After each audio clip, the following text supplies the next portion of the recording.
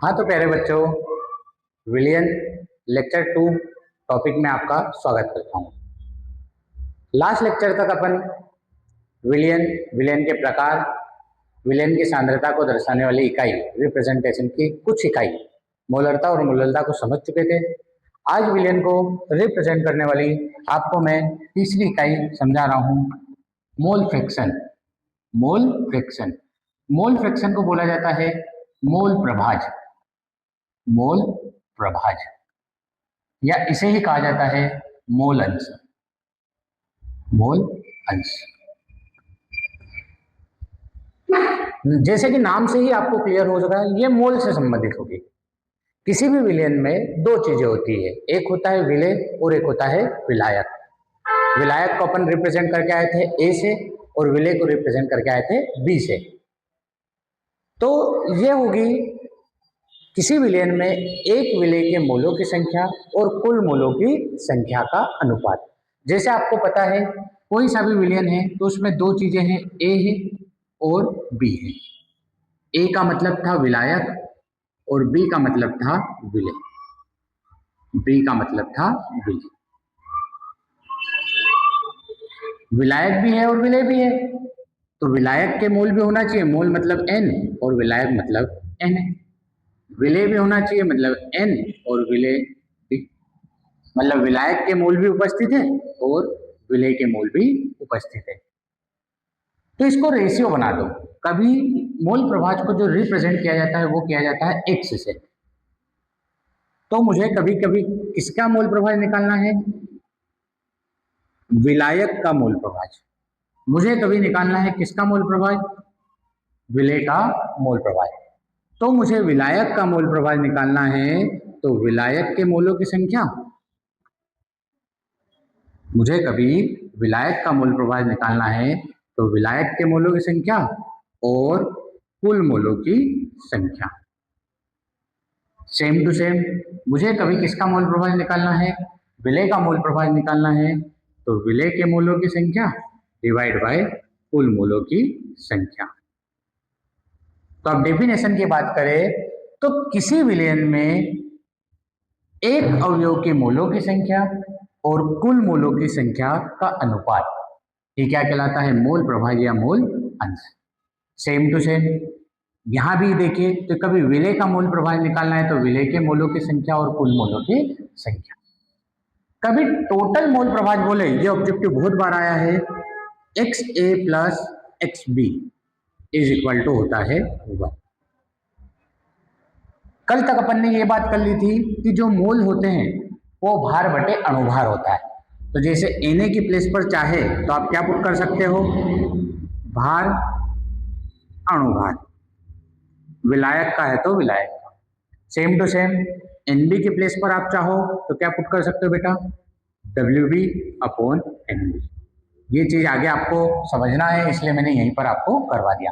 तो कुल मोल प्रभाज कितना होता है, एक, और इसकी डेफिनेशन क्या होगी बेटा, किसी विलयन में उपस्थित एक मोलों की संख्या और कुल मोलों की संख्या का अनुपात, ये क्या कहलाएगा, मोल प्रभाज या मोल अंश।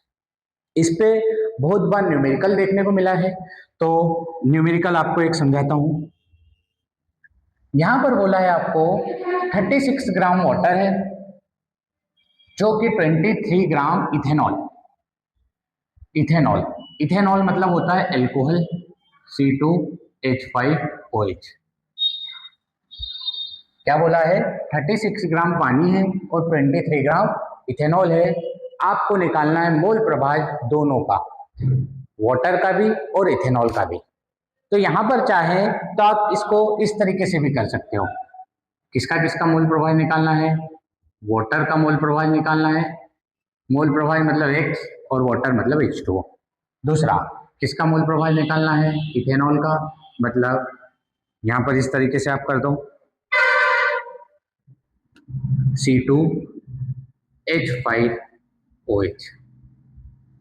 आपको अभी मैं समझा के लाया, जिसका भी मोल प्रभाज निकालना है उसके मोल ऊपर रख दो और टोटल मोल नीचे रख दो। टोटल मतलब किसके किसके, वाटर के प्लस इथेनॉल के, वाटर के और इथेनॉल के।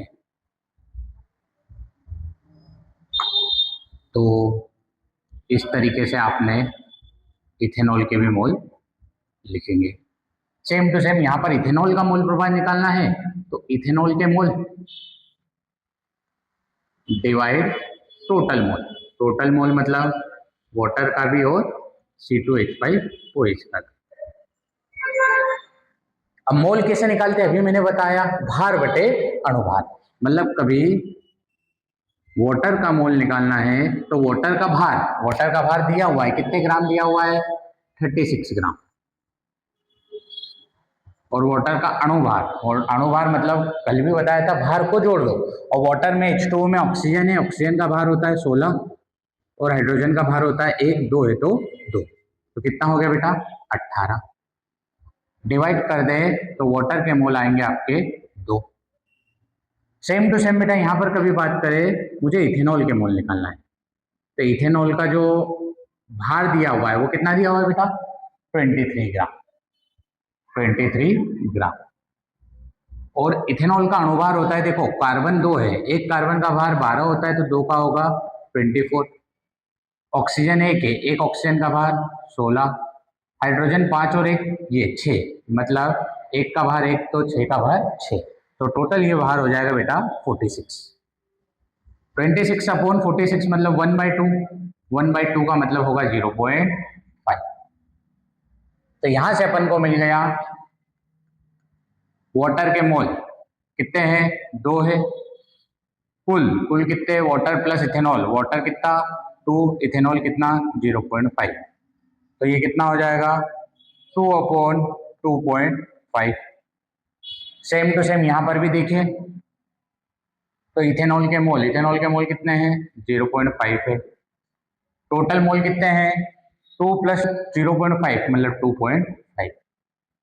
यहाँ पर डिवाइड करोगे तो आपको वाटर का मोल प्रभाव निकल जाएगा, और यहाँ पर डिवाइड करोगे तो आपका इथेनॉल का मोल प्रभाव निकल जाएगा।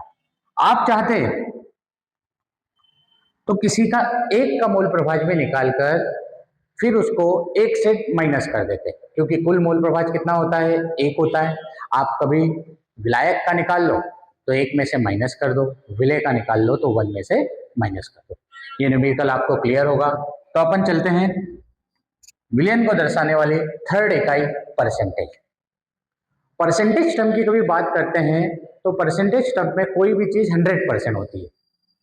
परसेंटेज टर्म में कोई भी चीज कितने परसेंट होती है 100%।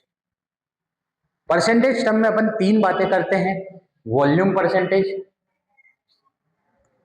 मास परसेंटेज और मास बाय वॉल्यूम परसेंटेज। आयतन प्रतिशत, भार प्रतिशत और भार आयतन प्रतिशत, इसे क्या बोलते हैं आयतन प्रतिशत।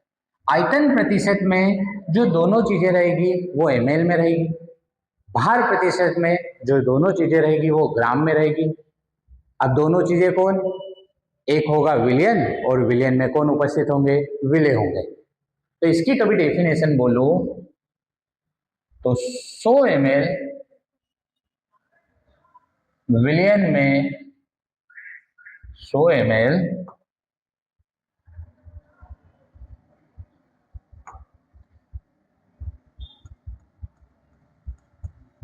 विलयन में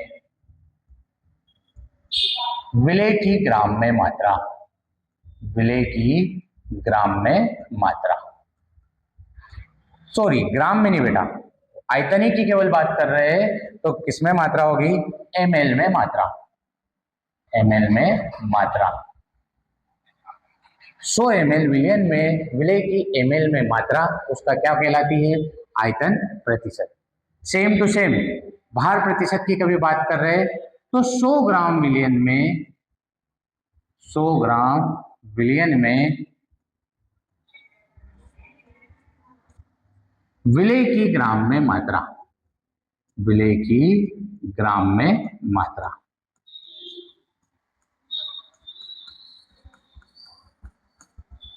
आयतन था तो विलयन भी ml में था और विलेय भी ml में, भार था तो विलयन भी ग्राम में था और विलेय भी ग्राम में था। पर ये लास्ट वाले टर्म देखिए तो ये W ये भार को रिप्रेजेंट कर रहा है और भार काय में होता है ग्राम में, वी वी आयतन को रिप्रेजेंट कर रहा है और ये काय में होगा, ml में। तो यहां पर इस तरीके से इसकी डेफिनेशन बनाना है, 100 ml विलियन में, 100 ml विलियन में विलेय की ग्राम में मात्रा उसका भार आयतन प्रतिशत कहलाती है। 100 ml विलियन में विलेय की ml में मात्रा आयतन प्रतिशत, 100 ग्राम विलियन में विलेय की ग्राम में मात्रा भार प्रतिशत। 100 ml विलियन में यदि विलेय ग्राम में हो तो उसका भार आयतन प्रतिशत कहलाता है। ये अपने विलियन की कौन सी इकाई कंप्लीट हुई, परसेंटेज, और परसेंटेज में कोई का भी अपन ने विलियन को कितना मान के चल रहा है, 100 मान के चल रहे थे। विलियन को दर्शाने वाली अगली इकाई है पीपीएम। ये बहुत बार पूछी गई है, पीपीएम का फुल फॉर्म बहुत बार पूछा गया है, पार्ट्स पर मिलियन, पार्ट्स पर मिलियन। मिलियन का मतलब होता है 10 लाख, और 10 लाख में कभी देखिए तो 6 जीरो होते हैं, 1 2 3 4 5 और 6। इकाई, दहाई, सैकड़ा, हजार, 10,000, लाख, 10 लाख, और इसको इस तरीके से रिप्रेजेंट कर सकते हैं 10 की पावर 6। जब ये तनु विलियनों के ऊपर लागू होती है, जब बहुत ही बड़े अमाउंट में विलियन है और उसमें विलेय की मात्रा बहुत ही कम है, तो उसमें कौन सी इकाई का यूज करेंगे, कौन सी सांद्रता का यूज करेंगे, पीपीएम का। वायु प्रदूषण में ये इकाई बहुत ही काम देती है। और यहाँ पर ये क्वेश्चन ये आया हुआ है कि तनु विलयन के लिए, या जब विलयन बहुत ही अधिक मात्रा में उपस्थित हो और विलेय का अमाउंट निकालना है, तो कौन सी इकाई का उपयोग करेंगे, तो वो कौन सी इकाई होगी बेटा, पीपीएम होगी। तो 10 की पावर 6 विलयन में विलेय की मात्रा को पीपीएम सांद्रता से व्यक्त किया जाता है। तो अब अपन देखें तो विलयन को दर्शाने वाली इकाइयों में मैंने आपको मोलरता समझा दी, मोललता समझा दिया, मोल प्रभार समझा दिया, प्रतिशत समझा दिया। प्रतिशत के साथ साथ प्रतिशत में भी 3 पार्ट समझाए, और अगली इकाई आपको पीपीएम मतलब पार्ट्स पर मिलियन समझे। आशा करता हूं कि आपको ये वीडियो बहुत ही अच्छा लगा होगा। आप हमारे चैनल पर कभी पहली बार आए हो तो प्लीज़ लाइक, शेयर और सब्सक्राइब करिएगा। Okay, thank you.